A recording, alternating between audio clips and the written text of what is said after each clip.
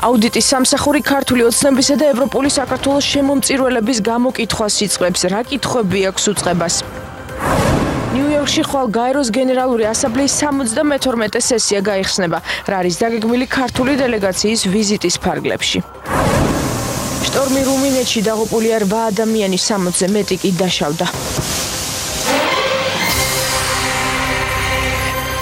მოგესალმებით, ეთერშია მოამბე 12 საათზე ახალ ამბებს მარიამ ვაშაძე გაგაცნობთ. სახელმწიფო აუდიტის სამსახური ევროპული საქართველოსა და ქართული ოცნების შემომწირველების გამოკითხვას იწყებს. შეკითხვებია 14 პირის მიმართ. მათგან 6-მა ევროპულ საქართველოს 60,300 ლარი, 8-მ კი ქართულ ოცნებას 240,000 ლარი გადაურიცხა. ანა ბროლაძე განაცხობს თემას პირდაპირ ეთერში. ანა, კონკრეტულად რა შეკითხვები აქვს აუდიტის სამსახურს შემომწირველებთან? უწყებას კითხვები აქვს იმასთან დაკავშირებით, რა მოტივაციით და რა დამატებითი შემოსავლებით გადარიცხეს კონკრეტულმა პირებმა კონკრეტული პარტიების სასარგებლოდ თანხები, მიუხედავად იმისა, რომ აუდიტის სამსახურში აღნიშნავენ და აცხადებენ, რომ არც ერთი პირის მიერ გადარიცხული თანხა არ აღემატება მათ წლიურ შემოსავალს, აუცილებელია დაზუსტება იმისთვის, რომ არ დარჩეს შეკითხვები ამ თემასთან დაკავშირებით. საუბარია, როგორც აღნიშნეთ, 14 პირზე, უწყებამ გამოითხოვა ჯამში 225 ფიზიკური პირისა და 14 იურიდიული პირის მიერ გადარიცხული თანხები, თუმცა მხოლოდ 14-თან დაკავშირებით არსებობს დამატებით შეკითხვები და აუდიტის სამსახურში იმედოვნებენ, რომ მიმდინარე კვირის განმავლობაში შეკითხვებს პასუხი აუცილებლად გაეცემა შემომწირველთა მხრიდან.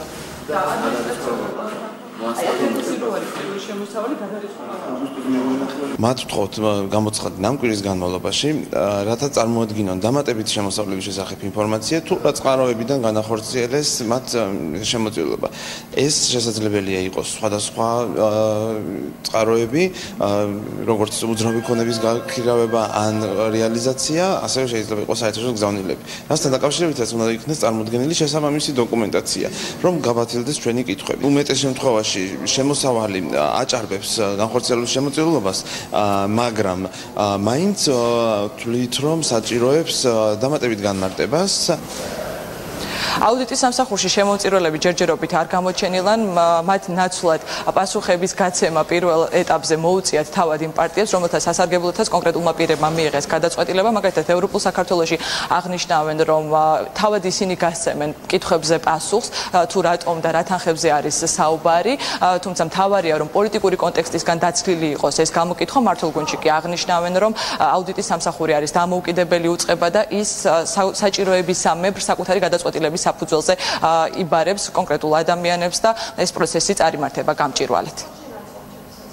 თავარი ის არის, რომ ამას ყველაფერს არ კონდეს რაღაცა ესეთი პოლიტიკური სარჩული და არ ხდებოდეს ადამიანების დაშინება ან სხვა რამ რისი ასე ვთქვათ, მოწმენით ჩვენ არაერთხელ ვიყავით ხელისუფლების პირობებში. ეს რომ მე ვფიქრობ, ყველა ეს ადამიანები, ვინც შეგნებულად თავისი სურვილის მიხედვით რაღაცა გარკვეული თანხა შეწერა რომელიმე პარტიას, ამის ახსნა განმარტებად შეუძლია ალბათ. ყველაფერი არის ინდივიდუალური, შეიძლება ვინმეს რაღაც მართლა დანაზოგი ქონდა და იმდენად ფანატურად არის შეყვარებული ქართულ ოცნებაზე, რომ შესწირა მთელი თავისი ასე ვთქვათ ცხოვრების დანაზოგები, რისაც არ ამჯერა, მაგრამ სამართლებრივად უნებრივია რომ ცოტა რთული საკითხია, ერთი რამ ფაქტია, რომ ქართულ ოცნებას აქვს შემოწირულობა დაახლოებით რამდენჯერმე მეტი ვიდრე ყველას ერთად აღებული და ეს მილიონები არის ძალიან მცირე. მათ აქვს დიდი რაოდენობის შავი ფული. ეს პირველ რიგში რა თქმა უნდა მიუთითებს იმას, რომ ეს სამსახური არის დღეს დამოუკიდებელი და იღებს იმ გადაწყვეტილებას, რომელიც კანონის თანახმად მას უნდა მიიღოს. შესაბამისად, თუ ამ შემთხვევაში რაიმე კანონდარღვევა იყო, ბუნებრივია აუდიტის სამსახური სწორედ მისთვის არსებობს, რომ ამ დარღვევებზე ისაუბროს. მაგრამ ჩემი აზრით ეს არის მეორე ხარისხოვანი, მთავარი არის ის, რომ წინასაარჩევნო გარემო არის თავისუფალი და ეს არის ინსტიტუცია, რომელიც დამოუკიდებლად მოქმედებს. რაც უფრო ინტენსიური იქნება ესეთი მოთხოვნები, დაბარება იქნება, მოკვლევა იქნება, გამოქვეყნება მედიის საშუალებით, განცხადებების საშუალებით, სახელმწიფოს განვითარებას, დემოკრატიულ განვითარებას მნიშვნელოვნად, უფრო მნიშვნელოვნად წაადგება და მივესალმებით. ქართული ოცნების დროა და ევროპული საქართველოს ექვს შემომწირველს მიმდინარე კვირის განმავლობაში ელიან აუდიტის სახელმწიფო სამსახურში იმ შემთხვევაში თუ ისინი დამატებით დოკუმენტურ დასაბუთებას ვერ წარმოადგენენ საკუთარი გადაწყვეტილების თაობაზე უწყება იტოვებს უფლებამოსილებას რომ მიმართოს სასამართლოს ადმინისტრაციული დარღვევის კვალიფიკაციით ასეთ შემთხვევაში თუ იქნება რა თქმა უნდა სასამართლოს შესაბამისი გადაწყვეტილება შემომწირველები დაჯარიმდებიან მათ მიერ კონკრეტული პარტიების სასარგებლოდ გადარიცხული თანხის ორმაგი ოდენობით. მადლობა ანა ბროლაძე გვერდებოდა პირდაპირ ეთერში. საპარლამენტო უმცირესობა სახელმწიფო აუდიტის სამსახურის მომავალ ხელმძღვანელთან ირაკლი მექვაბიშვილთან შეხვედრას ითხოვს. ევროპულმა საქართველოს გამსი მოთხოვნა ბიუროს დღევანდელ სხდომაზე დააყენა. უმცირესობა მექვაბიშვილთან შეხვედრას ხვალ ითხოვს. ბიუროს დღევანდელ სხდომაზე საკუთარი მოთხოვნა ნაციონალურმა მოძრაობამაც დააყენა. რომან გოცირიძე მოითხოვა რომ მიმდინარე სასესიო კვირას მათ მიერ ინიცირებული კანონპროექტების განხილვა მოხდეს, მათ შორის მსჯელობა გაიმართოს გაზპრომთან გაფორმებული ხელშეკრულების თაობაზე და საგამოძიებო კომისიის შექმნაზე. გოცირიძის საპასუხოდ პარლამენტის თავმჯდომარემ განაცხადა, რომ მისი მოთხოვნა გათვალისწინებული იქნება.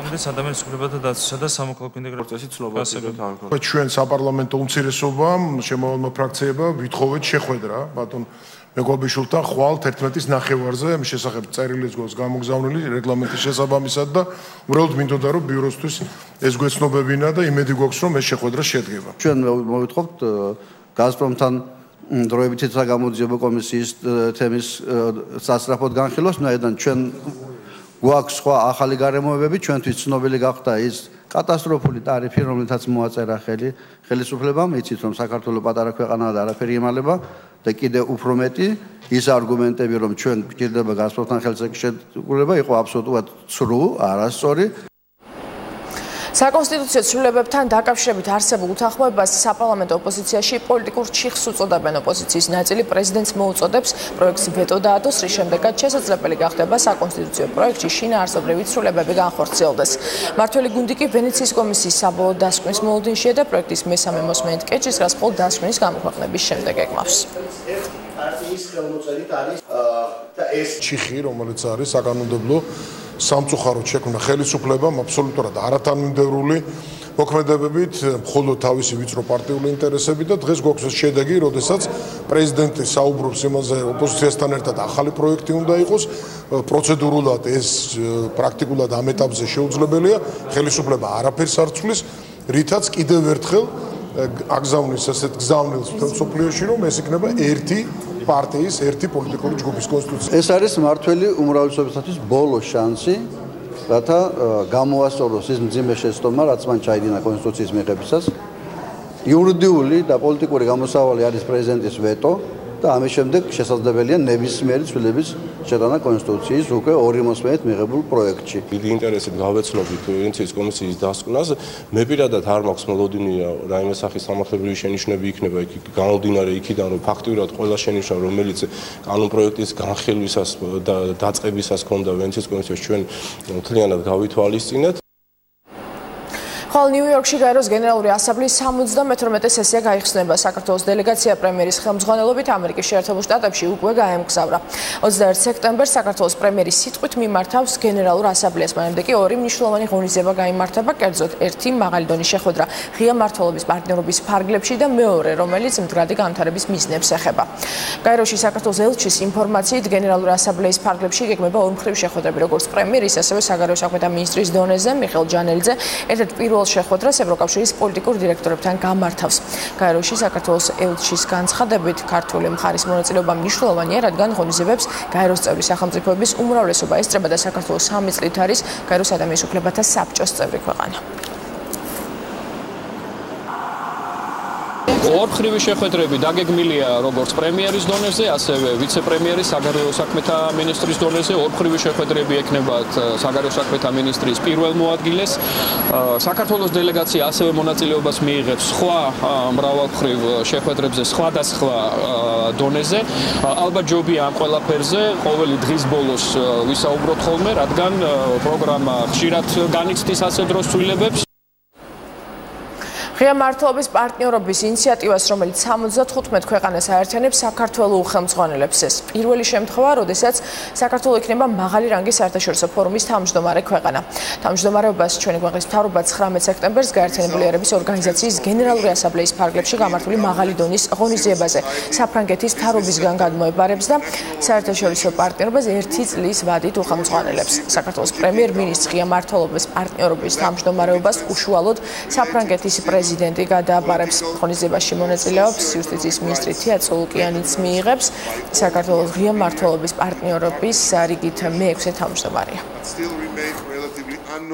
ეს არის ერთის მხრივ აღიარება იმ რეფორმებისა, რომელსაც ატარებს საქართველოს განსაკუთრებით ბოლო წლებში კორუფციასთან ბრძოლის კუთხით და მეორეს მხრივ ინსტიტუციური დემოკრატიის დამკვიდრების კუთხით. ეს არის ავანსი იმისთვის, რომ ჩვენმა ქვეყანამ გააგრძელოს დემოკრატიზაციის გზაზე შემდგომი გიგანტური ნაბიჯებით სვლა. ოკუპირებული ცხინვალის ადმინისტრაციული საზღვარი 19-დან 22 სექტემბრის ჩათვლით ჩაიკეტება. ამის შესახებ დე-ფაქტო უშიშროების კომიტეტში განაცხადეს.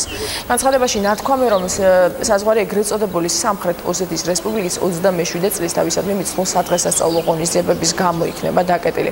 დე-ფაქტო უშიშროების კომიტეტის განცხადებაში აღნიშნულია, რომ ეგრეთ წოდებული გამშვები პუნქტები მუშაობას ჩვეულებრივ რეჟიმში 22 სექტემბერს 7 საათზე განაახლებენ.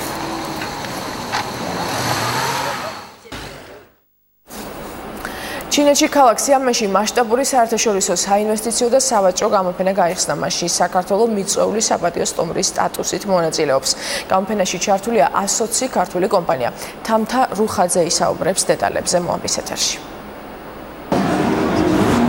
ამ საგამოფენო სივრცეში ყველაზე დიდი და განსაკუთრებული ადგილი დღეს საქართველოსთვის არის გამოყოფილი, რომელსაც მოწვეული საპატიო ქვეყნის სტატუსი აქვს მინიჭებული. სიამენის საერთაშორისო საინვესტიციო და სავაჭრო გამოფენაზე 120 ქართული კომპანიაა წარმოდგენილი.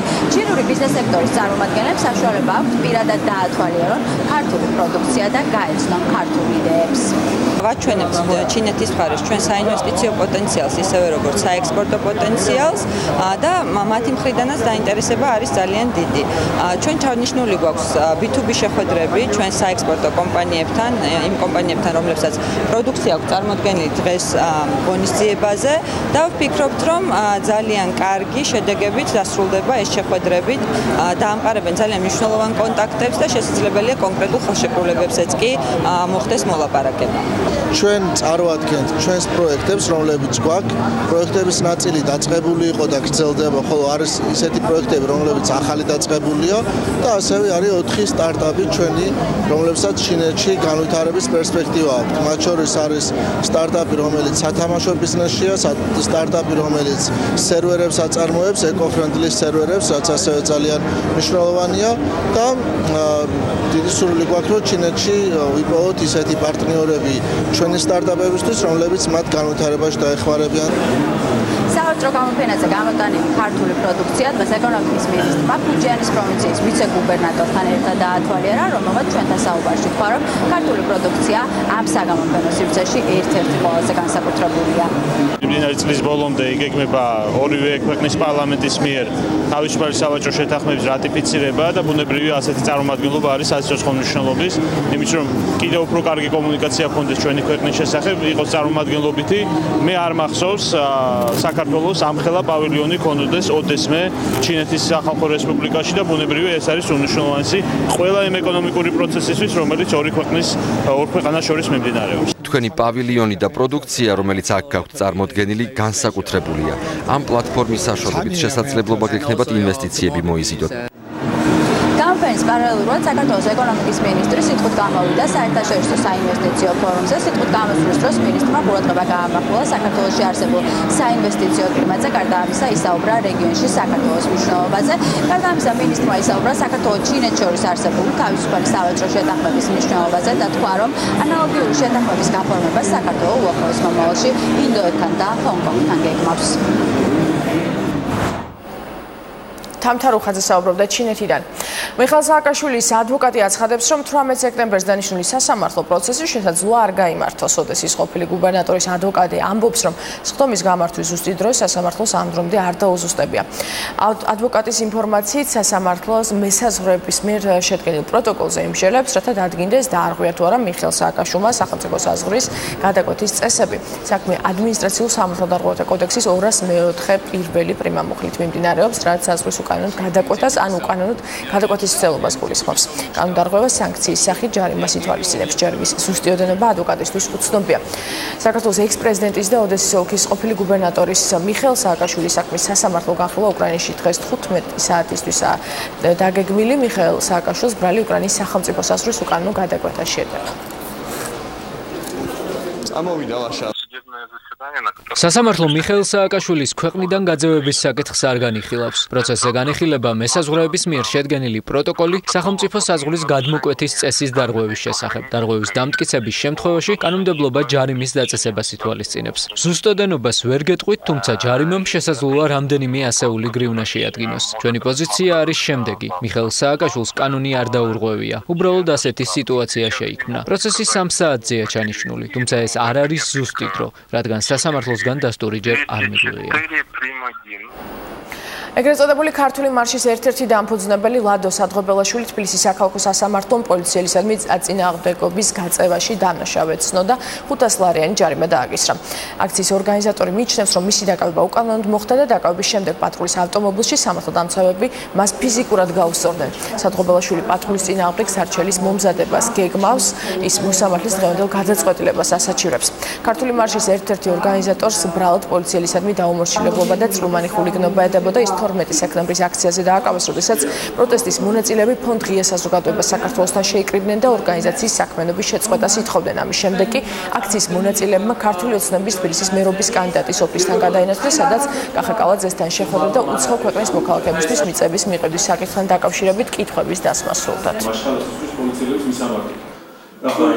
პირველის ყოვლისა მომეხსნა წვრილმანი ხულიგნობის ბრალეულობა, რომ მე იქ ხულიგნობა არაფერი არ ჩამიდენია, ხოლო რაც შეეხება 173-ს მე ამას გავასაჩივრებ, რამე თუ პოლიციელმა შესაძლოა წარმომადგენელმა ვერ დაამტკიცა თუ რა შეუწევდი მე მას წინააღმდეგობას. შინაგან საქმეთა სამინისტრომ ნარკოდანაშაული გახსნა სამართალდამცველებმა განსაკუთრებით დიდი ოდენობით ნარკოტიკული საშუალების უკანონო შეძენა შენახვის ბრალდებით მარნეულის რაიონის სოფელ კირაჯ-მოალმოში ერთი პირი დააკავეს. ბრალდებულის პირადი ჭრაკისას ჰეროინის შემცველი ნარკოტიკული საშუალება ნივთკიცებად ამოიღეს. ნარკოლოგიური შემოწმების შედეგად კი დადგინდა, რომ დაკავებული ოპიუმის ზემოქმედების ქვეშ იმყოფებოდა. დაკავებულის პირადი ჭრაკისას განსაკუთრებით დიდი ოდენობით ჰეროინი ნივთკიცებად ამოიღეთ. დავადგინეთ, რომ დაკავებისას ბრალდებული ოპიუმის ზემოქმედების ქვეშ იმყოფებოდა. ტყიბულის ნომერ მეორე საჯარო სკოლაში სასწავლო პროცესი პროტესტის ფონზე მიმდინარეობს. სკოლასთან პედაგოგები და მშობლები არიან შეკრებილები.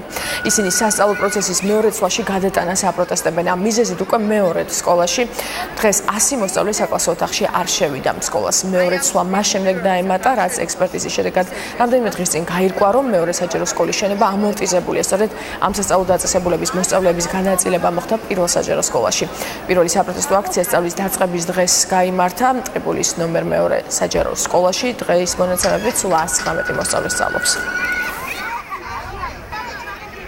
14 სექტემბერს დაგვიბარა დირექტორმა და გვითხრა, რომ სკოლა არის რემონტში, სკოლა არის, ანუ უნდა დავტოვოთ ისა შენობა და გადავდივართ მეორე წლაში ნომერ პირველ საშუალო სკოლაში. ჩვენ არანაირად არ გვაწყობს.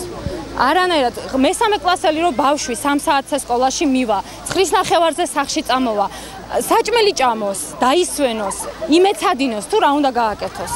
ჩვენც პედაგოგები, როგორც მშობლები ვართ გაურკვეველ სიტუაციაში. ბოლო დღეს 13 რიცხვში გავიგეთ, რომ მივდივართ მეორე სმენაში პირველ სკოლაში, გამოიძებნოს ალტერნატიული ფართი და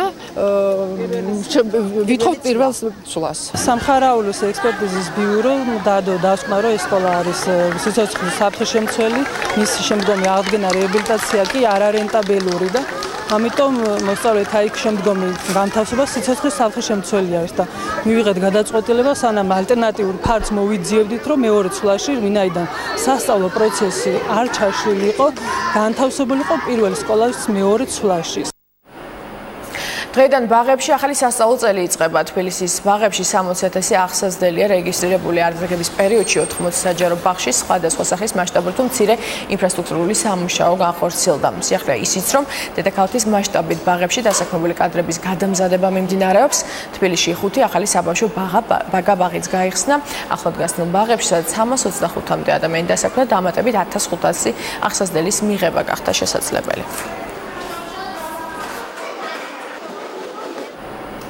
თბილისს კიდევ ერთი ახალი საბავშვო ბაღი შეემატა დედაქალაქის მერმა პეკინის 23-ში თანამედროვე სტანდარტების ახალი საბავშვო ბაღი თბილისის საბავშვო ბაღების მართვის სააგენტოს ხელმძღვანელთან ერთად გახსნა და ბავშვებს ახალი საახსნელო წლის დაწყება მიულოცა.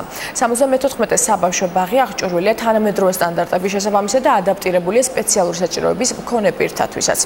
აღნიშნული ბაღი 15 წლის წინ დაიხურა ტერიტორია გასხვის და დეველოპერულ კომპანიას, რომელიც ბაღის ადგილას მრავალსართულიანი კომპლექსის აშენებას გეგმავდა. თბილისის მერიამ აღნიშნული ტერიტორია გასულ წელს ადგილმონაცვლეობის პრინციპით დაიბრუნა და ახალი ბაღის მშენებლობა დაიწყო. გავხსენით ახალი საბავშვო ბაღი, რომელსაც ძალიან ბევრი პატარა და ძალიან ბევრი ოჯახი გავახარეთ. უახლოეს დღეებში ჩვენ ასევე კიდევ 4 ახალ საბავშვო ბაღს გავხსნით და ჯამში 5 ახალ გახსნილ საბავშვო ბაღში 1500-ზე მეტ ასაზრდელს მივიღებთ. 74 საბავშვო ბაღი, რომელიც დღეს გავხსენით, არის საერთაშორისო სტანდარტებით და ადაპტირებულია სპეციალური საჭიროების მქონე აღსაზრდელებისათვის.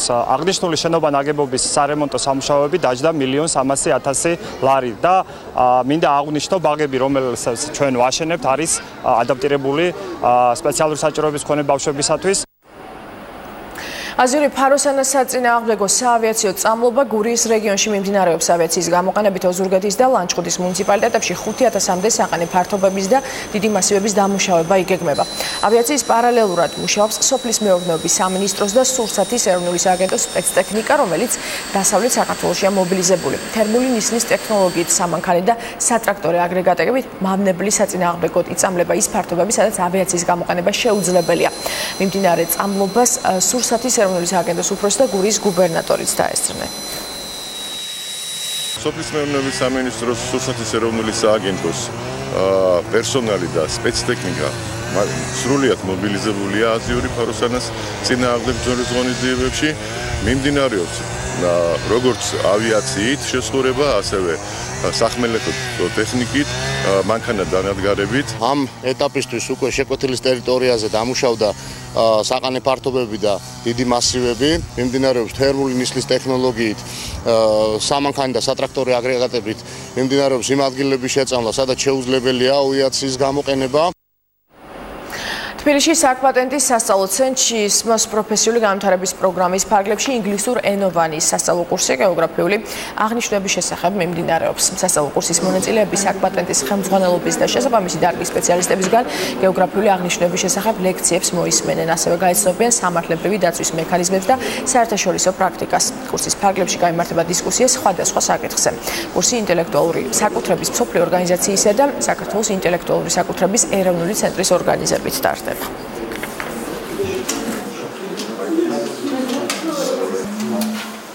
კურსი ეხება გეოგრაფიულ აღნიშვნებს და 12 ქვეყნის საჯარო მოხელე საქართველოს ინტელექტუალური საკუთრების მსოფლიო ორგანიზაციასთან ერთად გაივლის გადამზადებას გეოგრაფიული აღნიშვნების სისტემაში. ანუ ეს ხალხი თავიანთ ქვეყნებში გეგმავენ დახორციელებელ პოლიტიკას გეოგრაფიული აღნიშვნების სფეროში და ჩვენ ინტელექტუალური საკუთრების მსოფლიო ორგანიზაციასთან ერთად უზიარებთ ჩვენს გამოცდილებას.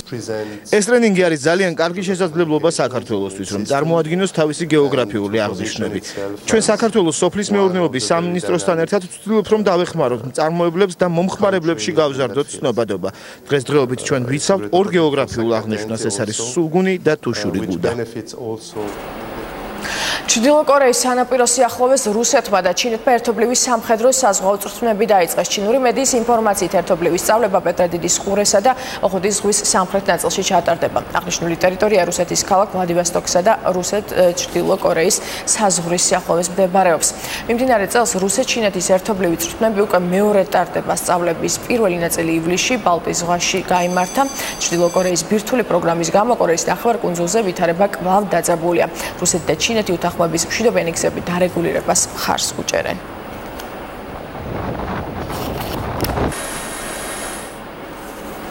ვაშინგტონმა ჩრდილოეთ კორეის პრობლემის დიპლომატიური ფორმით მოგვარების გზები ამოწურა. თუ ფხენიანი უგუნურ პოლიტიკას განაგრძობს, შეერთებულ შტატებს მოუწევს დაიცვას თავი და მოკავშირეები და ჩრდილოეთ კორეა განადგურდება ამის შესახებ. გაერო-ში შეერთებულ შტატების ელჩმა ტელეკომპანია CNN-ისთვის მისცემულ ინტერვიუში განაცხადა. მისი თქმით, პრეზიდენტის განცხადება ფხენიანზე ცეცხლისა და მრისხანების დარტყმასთან დაკავშირებით უბრალოდ მუქარა არ იყო. დიპლომატი აღნიშნავს, რომ ვაშინგტონი ყველა შესაძლო გზით ცდილობდა აღნიშნული საკითხის მოგვარებას გაერო-ს უშიშროების საბჭოს ფარგლებში, თუმცა თუ სარაკეტო გამოცდები გაგრძელდება, ამ პრობლემას უკვე პენტაგონი სამხედრო გზით მიხედავს. სირიაში თანამშრომლობა და მისკის შეთანხმების რეალიზაციის საკითხები იყო განხილვის მთავარი თემა შეერთებული შტატების სახელმწიფო მდივნისა და რუსეთის საგარეო საქმეთა მინისტრს შორის. დიპლომატები ერთმანეთს ნიუ-იორკში შეხვდნენ. ამის შესახებ ინფორმაციას რუსეთის საგარეო საქმეთა უწყების ოფიციალური წარმომადგენელი ავრცელებს. მისი თქმით, მხარეებმა სირიის კრიზისში თანამშრომლობა და ახლო აღმოსავლეთსა და ჩრდილოეთ აფრიკაში არსებული ვითარების სხვა ასპექტები განიხილეს, ასევე ისაუბრეს მისკის შეთანხმების რეალიზაციის მსვლელობაზე, აღნიშნავს საჰაროვა. დიდ ბრიტანეთში ბარისონ გრინის მეტროპოლიტენში 15 სექტემბერს მომხდარი ტერაქტის შემდეგ გამოცხადებული ტერორისტული საფრთხის უმაღლესი დონე ერთი კატეგორიით შეამცირეს. ამის შესახებ ქვეყნის შინაგან საქმეთა მინისტრმა განაცხადა. სამართალდამცველებს ამ დროისთვის ტერაქტში ეჭვმიტანილი ორი პირი ყავთ დაკავებული. მედიისთვის მათი წარმომავლობა ცნობილი ხდება. 18 წლის ერაყელი მამაკაცი პოლიციამ შაბათს დილით საპორტო ქალაქ დოვერში აიყვანა, რის შემდეგაც სამბერიში ერთ-ერთ საცხოვრებელ სახლში ჩხრეკის ოპერაცია ჩაატარა. პოლიციამ ჯონსონების სახლი გაჩხრიკა. მედიის ცნობით ხანდაზმულ წყვილს ბოლო 40 წლის განმავლობაში 300-ზე მეტი არასრულწლოვანი ყავდათ ნაშვილები, მათ შორის 8 ტოლვილი. სამართალდამცველებმა ერთ-ერთი ოჯახის წევრისგან დაადგინეს, რომ ცოტა ხნის წინ მათთან 18 და 22 წლის ახალგაზრდები ცხოვრობდნენ. რის შემდეგაც პოლიციამ ლონდონის დასავლეთით აუსლოუს რაიონში 22 წლის სირიელი იაჰ ფარუხი აიყვანა. ის ამჟამად პოლიციის განყოფილებაში იმყოფება.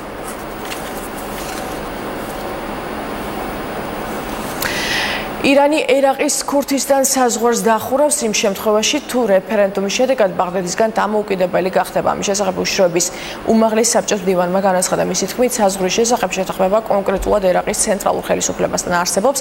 ქურთისტანის გამოყოფა კი ყველა საერთო გამშვები პუნქტის დახურვას გამოიწვევს. ირანულ მედიაში ასევე აღნიშნავენ, რომ ეს თეირანთან არსებული შეთანხმების გადახედვას გამოიწვევს.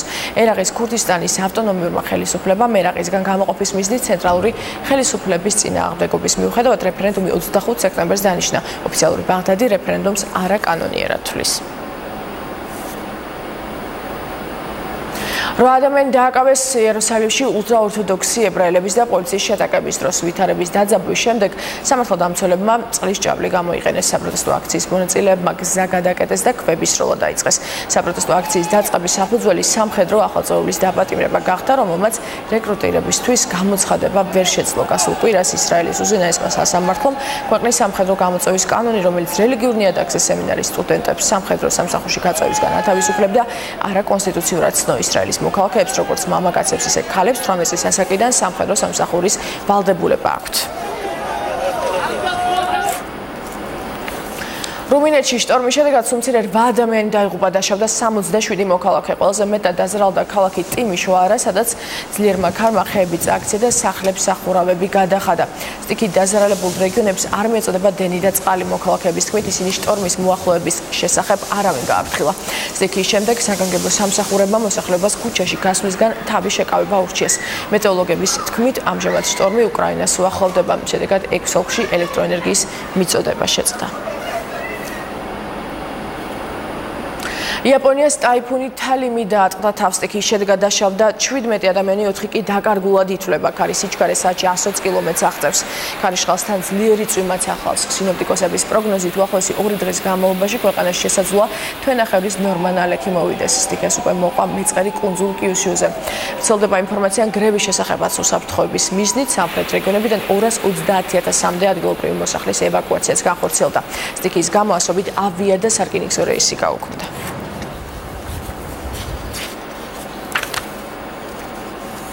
მოსკოვში 80 წლის ასაკში გარდაიცვალა ცნობილი საოპერო მომღერალი ზურაბ სოტკილავა. ინფორმაცია ამის შესახებ დღეს გავრცელდა. მომღერალი მძიმე დაავადი იყო და რეანიმაციის განყოფილებაში იყო გადაყვანილი. შემოქმედებითი კარიერა ზურაბ სოტკილავამ თბილისის კონსერვატორიის დამთავრების შემდეგ თბილისის ოპერისა და ბალეტის თეატრში დაიწყო. იგი ცნობილი მომღერლის ანდრუაძის მოსწავლე იყო და სტაჟირება გაიარა მილანის ლა სკალას თეატრში. 1974 წლიდან დღემდე კი მოსკოვის დიდი თეატრის სოლისტი იყო. საშემსრულებლო მოღვაწეობის პარალელურად ზურაბ სოტკილავა პედაგოგიურ მოღვაწეობასაც ეწეოდა და მოსკოვის კონსერვატორიაში ასწავლიდა. ჯერჯერობით დაუზუსტებელი ინფორმაციით სოტკილავას საქართველოში გადმოასვენებენ.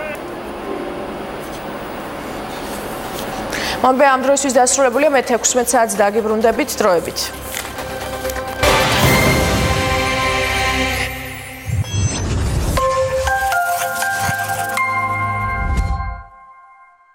იპოვე შენი თავი, იპოვე შენი უბანი. აკრიფე ცესკო